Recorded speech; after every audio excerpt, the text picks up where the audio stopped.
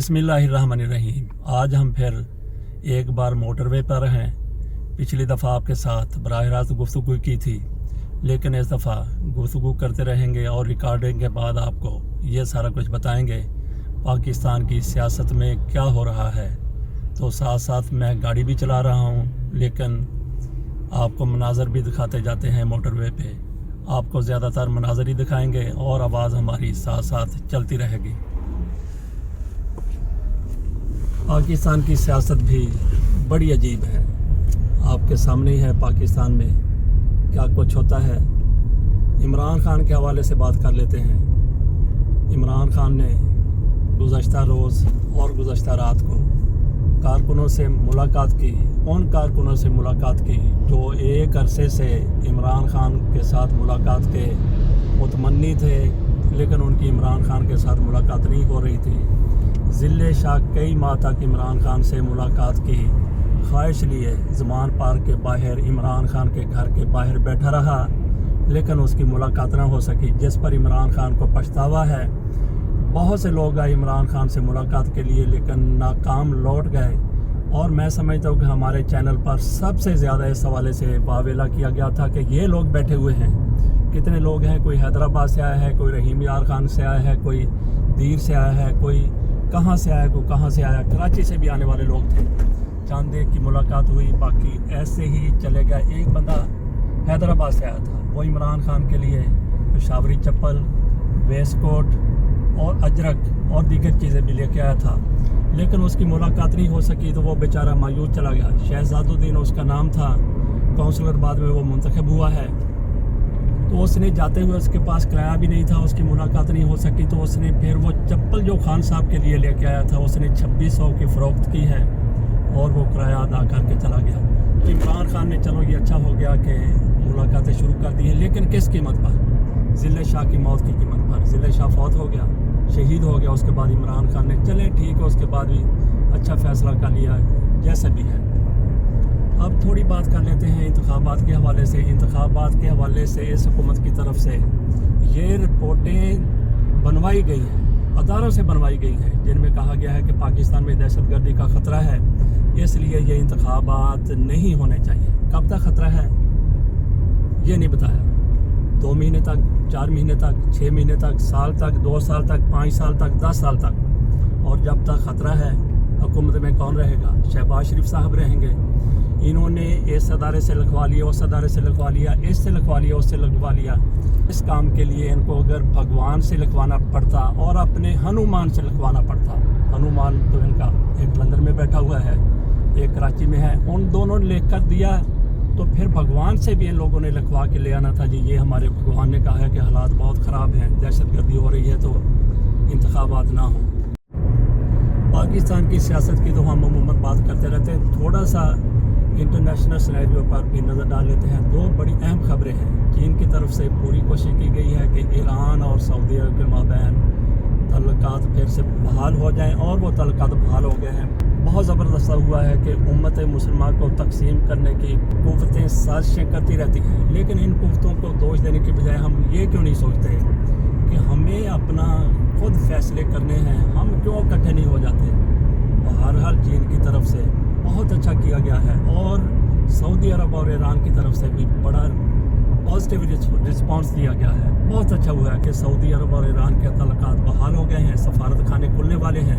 बहुत अच्छा हो गया। दूसरी खबर ये है इंटरनेशनल कि चीन के सदर शी जिनपिंग, उनको तीसरी मरतबा फिर चीन का सदर मुंतखब कर लिया गया है। थोड़ा सा पीछे चले जाएँ, चंद महीने पहले ये कहा जा रहा था, बल्कि जनरल अमजद शाह साहब ने इस पर 2-3 वीलॉग भी कर दिए थे कि चीन के सदर को हिरासत में ले लिया गया है। तो ऐसी अफवाहें कहाँ से आई थी, किसने फैलाई थी जैसे बंदों को हिरासत में लिया गया? मैंने जनरल अमजद शाह का इसलिए जिक्र किया है कि उनकी दिफाई मामलात पर बहुत गहरी नज़र होती है, वो भी अफवाहों में आ गया, और उन्होंने वीलॉग कर दिए कि शी जिनपिंग को गिरफ़्तार कर लिया गया है, हिरासत में ले लिया गया है, और वहाँ पर कोई नया सिस्टम आने वाला है। ये देख लें क्या हुआ कि उनको तीसरी मरतबा सदर चीन का मुंतखब कर लिया गया है। तो ऐसी अफवाहों से कैसे दूर रहा जा सकता है? بین الاقوامی طور پر افواہیں پھیلانے والے کون لوگ ہیں، کون سے ممالک ہیں، کون سی طاقتیں ہیں، وہ سب کے سامنے ہیں۔ تو اب ہم پھر آ جاتے ہیں پاکستان میں مریم نواز شریف صاحبہ کی طرف سے ایک بار پھر کہا گیا ہے کہ میرے ابا جی کو زہر دی گئی ہے، اور ساتھ یہ کہا گیا ہے کہ زہر دینے والے فرار ہو رہے ہیں۔ زہر کس نے دی؟ ایک طرف وہ کہتے ہیں کہ میرے پاپا کو زہر دی گئی ہے، دوسری طرف کہتے ہیں کہ انہوں نے زہر دینے کے بعد جب دیکھا ہے کہ مرنے والے ہیں، مر جائیں گے، تو انہوں نے علاج کے لیے باہر بھجوا دیا۔ زہر کیوں دی گئی تھی؟ نشہ کرنے کے لیے، ان کو سکون پہنچانے کے لیے، مارنے کے لیے زہر دی گئی تھی، مرنے لگا تو انہوں نے باہر بھیج دیا۔ اور پھر ان کا الزام یہ بھی ہے کہ جنرل فیض حمید اس کے پیچھے تھا۔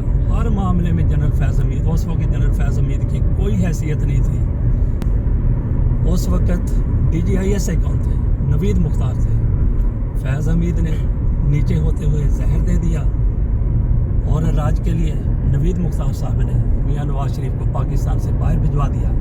مریم نواز شریف صاحبہ ایک بار پھر کہتی ہیں کہ پہلے احتساب، اس کے بعد الیکشن۔ احتساب کس کا؟ عمران خان کا، ابا جی کا نہیں، شہباز شریف کا نہیں۔ اربوں خربوں روپے دبا گئے، کھا گئے، ان کے احتساب کی بات ہوئی تو وزیر اعظم بنا دیا گیا، اور پھر انہوں نے سارے کا سارا معاف کروا لیا۔ اب طاقت میں ہے تو کہتے ہیں کہ عمران خان کا پہلے احتساب، اس کے بعد انتخاب۔ تو عمران خان کے خلاف مریم نواز شریف صاحبہ کس حد تک چلی جاتی ہیں وہ پوری دنیا کو پتہ ہے۔ مریم نواز شریف صاحبہ کے بارے میں ہارون رشید صاحب نے کہا تھا کہ یہ وہ عورت ہے جو اپنے مخالفین کا کلیجہ چبا کے کھا جاتی ہے۔ تو ناظرین، یہاں پہ تھوڑا سا موازنہ کرتے ہیں کہ عمران خان کے خلاف کون کس حد تک چلا جاتا ہے، کون کتنی مخالفت کرتا ہے، کون عمران خان کے لیے کتنا ناقابل برداشت ہے۔ چند خواتین کی بات کریں تو مریم اورنگزیب اور مریم نواز شریف صاحبہ یہ عمران خان کے انتہائی زیادہ خلاف ہیں۔ اگر مقابلہ ہوا کلیجہ چبانے کا تو ان دو خواتین کے درمیان مقابلہ ہوگا، تو باقی جو ادھر ادھر والی ہیں، عظمیٰ بخاری ہیں اور حنا پرویز بٹ ہیں، اور اس طرح کی جو باقی خواتین ہیں، وہ کلیجہ چبانے کی طرف نہیں آئیں گی۔ وہ صرف عمران خان کو دندیاں کاٹیں گے، بس اس سے اپنا وہ غصہ کم کرنے کی کوشش کریں گے۔ تو یہ ایک اور عجیب منطق آپ سن لیں کہ ضلع شاہ کے والد کی طرف سے اب یہ کہا گیا ہے کہ میں نے جو FIR کٹوانے کی کوشش کی تھی، جو نہیں کاٹی گئی، وہ میں ٹینشن میں تھا۔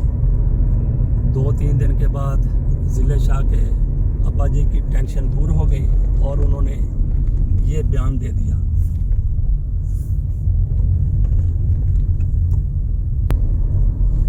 یہ ہم تھوڑا موٹر وے سے اترے ہیں تو گجرانوالہ کی طرف GT روڈ سے جا رہے ہیں۔ اب اس کے مناظر آپ کے سامنے تھوڑے پیش بھی کرتے رہیں گے۔ بات ہم کر رہے تھے ضلع شاہ کے والد کی کہ انہوں نے کہہ دیا کہ میں نے ٹینشن میں FIR درج کروائی تھی۔ تو ٹینشن ضلع شاہ کے والد کی کیسے دور ہوئی؟ ضلع شاہ کے قتل کے حوالے سے یا ضلع شاہ کی موت کے حوالے سے یہ سٹوری ڈیولپ کر دی گئی ہے کہ وہ ایک حادثے میں مارا گیا ہے۔ پوسٹ مارٹم رپورٹ میں یہ کہا گیا کہ اس کو 26 زخم آئے تھے، اس کے دماغ میں خون جمع ہوا تھا، اس کے پھیپھڑوں میں خون جمع ہوا تھا، جگر میں خون جمع ہوا تھا۔ تو ایسا حادثے کے دوران بھی ہو سکتا ہے۔ کہا جا رہا ہے کہ وہ حادثے میں مارا گیا، لیکن اس کے والد کی طرف سے ٹینشن میں رپورٹ درج کروائی گئی تھی جو درج نہیں ہو سکی FIR۔ اور پھر عمران خان پر ایک 302 کا مقدمہ بھی درج کیا گیا ہے۔ کہاں حادثہ، کہاں قتل کا مقدمہ، اس سے اندازہ کر لیں کہ ہینڈلر کی طرف سے کیا کچھ کیا جا رہا ہے۔ جو بھی ہینڈلر ہیں، جو بھی اس معاملے کے پیچھے ہیں، قتل کا مقدمہ عمران خان پر، اور اب پھر حادثہ اس کو قرار دیا جا رہا ہے۔ یہ پاکستان ہے، پاکستان کی سیاست ہے۔ پاکستان کی سیاست میں کسی بھی وقت کچھ بھی ہو سکتا ہے۔ آج آپ کو عمران خان بالکل ہی ایسے نظر آ رہے ہیں جیسے ان کا پاکستان کی سیاست میں مستقبل ختم ہونے کو ہے، لیکن یہ پاکستان ہے، यहाँ पे हालात बदलते हुए देर नहीं लगती, एक लम्हे में बहुत कुछ हो जाता है। तो इस सारे मंजरनामे में किस बंदे ने क्या हासिल किया, सबसे ज़्यादा फ़ायदे में कौन रहा, नुकसान में कौन रहा? फ़ायदे में रहने वाले आसिफ अली जरदारी, शहबाज शरीफ, नवाज शरीफ, मरीम नवाज शरीफ साहबा। नुकसान में रहने वाले इमरान खान और उनके साथी। और सबसे ज़्यादा जिसको नुकसान पहुंचा है, सबसे ज़्यादा जिसकी शोहरत दागदार हुई है, वो है जनरल कमर जावेद बाजवा साहब। ना इधर के रहे ना उधर के रहे, नवाज शरीफ को घर भिजवा दिया। नून लीग वाले उनके सख्त खिलाफ हैं, इमरान खान को घर भिजवा दिया। तो इमरानी टोला आप कह लें या जो भी आपने कहना है, या इमरान खान ग्रुप कह लें, पीटीआई उनके खिलाफ है। तो जनरल बाजवा ने ये कमाई की है। तो नाजरीन, सफ़र हमारा जारी है। कहीं रास्ते में रुक के या फिर मंजिल पर पहुंचकर आपके साथ एक बार